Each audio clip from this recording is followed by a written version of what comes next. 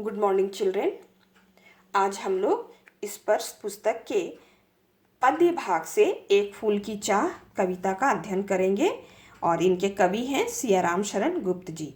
तो बच्चों, तुम लोग भी अपनी अपनी पुस्तक में एक फूल की चाह कविता को निकालो और मेरे साथ पढ़ो और समझो। तो आओ पहले कवि परिचय देखें। सियाराम शरण गुप्त जी का जन्म झांसी के निकट चिरगांव में सन 1895 में हुआ था। बच्चों, मैंने अंडरलाइन किया है, जहाँ जहाँ तुम लोग भी अंडरलाइन करो उसे याद करना है। तो सियाराम शरण गुप्त जी का जन्म कहाँ हुआ था बच्चों? झांसी के निकट चिरगांव में। राष्ट्रकवि मैथिली शरण गुप्त इनके बड़े भाई थे। तो कौन थे इनके बड़े भाई? मैथिली शरण गुप्त जी। गुप्त जी के पिता भी कविताएं लिखते थे। इस कारण परिवार में ही इन्हें कविता के संस्कार स्वतः प्राप्त हुए। गुप्त जी महात्मा गांधी और विनोबा भावे के विचारों के अनुयायी थे, अनुयायी फॉलोवर। इसका संकेत इनकी रचनाओं में भी मिलता है। तो किनके फॉलोवर थे? महात्मा गांधी और विनोबा भावे जी का। गुप्त जी की रचनाओं का प्रमुख गुण है कथात्मकता। इन्होंने सामाजिक कुरीतियों पर करारी चोट की है। देश की ज्वलंत घटनाओं और समस्याओं का जीवंत चित्र इन्होंने प्रस्तुत किया है। इनके काव्य की पृष्ठभूमि अतीत मतलब पास्ट हो या वर्तमान, उनमें आधुनिक मानवता की करुणा, यातना और द्वंद्व समन्वित रूप में उभरा है। सियाराम शरण गुप्त की प्रमुख कृतियां हैं मौर्य विजय, आद्रा, पाथे, मृण्मयी, उन्मुक्त, आत्मोत्सर्ग, दुर्वादल और नकुल। एक फूल की चाह गुप्त जी की एक लंबी और प्रसिद्ध कविता है। जो हम लोग पढ़ेंगे अभी बच्चों, वो बहुत ही लंबी और एक प्रसिद्ध कविता है। प्रस्तुत पाठ उसी कविता का एक अंश मात्र है। पूरी कविता छुआछूत की समस्या पर केंद्रित है। इसे अंडरलाइन करना कि मुख्य किस समस्या पर केंद्रित है? तो छुआछूत की समस्या पर। एक मरणासन अछूत कन्या के मन में यह चाह उठी कि काश देवी के चरणों में अर्पित किया हुआ एक फूल लाकर कोई उसे दे देता। मरणासन का क्या अर्थ है बच्चों? जिसकी मृत्यु बहुत समीप हो। कन्या के पिता ने बेटी की मनोकामना पूरी करने का बीड़ा उठाया। वह देवी के मंदिर में जा पहुंचा, देवी की आराधना भी की, पर उसके बाद वह देवी के भक्तों की नज़र में खटकने लगा।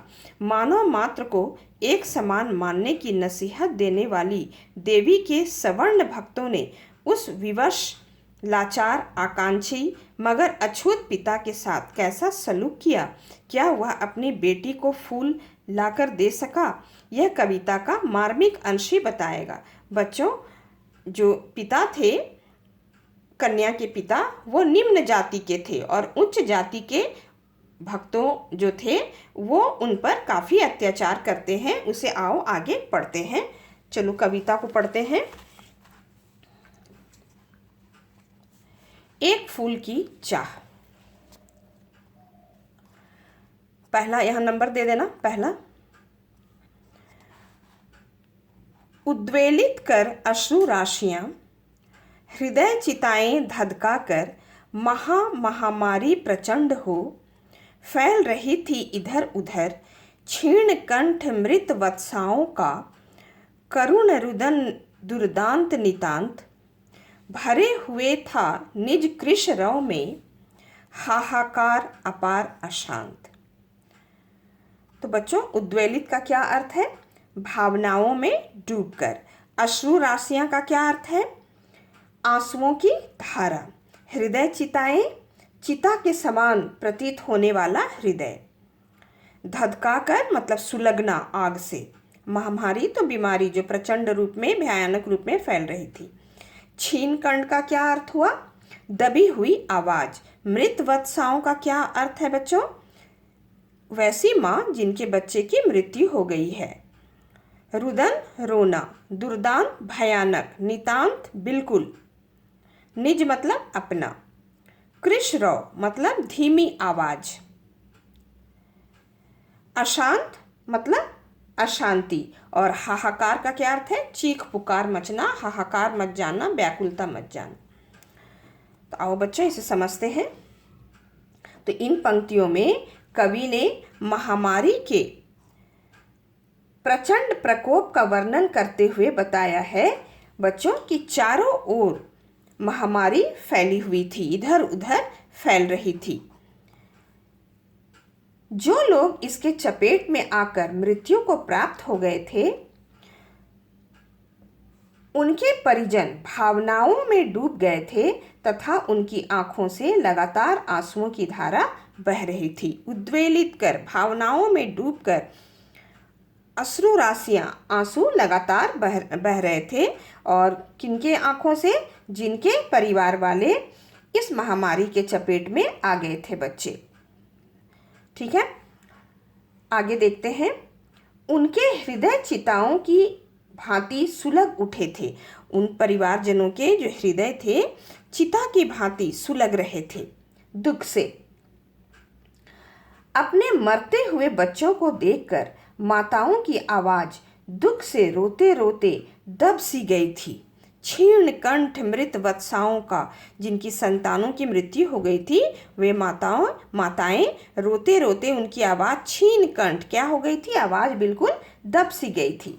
उनके करुण रुदन से चारों ओर का वातावरण अत्यंत ही भयानक हो गया था।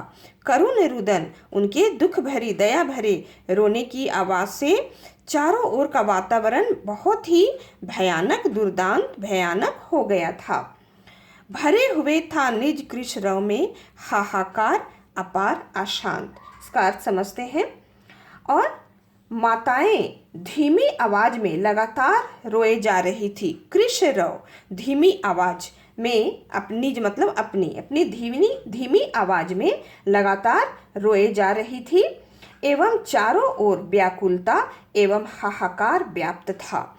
चारों ओर व्याकुलता था, चीख पुकार मची हुई थी, हाहाकार का माहौल व्याप्त था तथा सभी का हृदय अशांत था।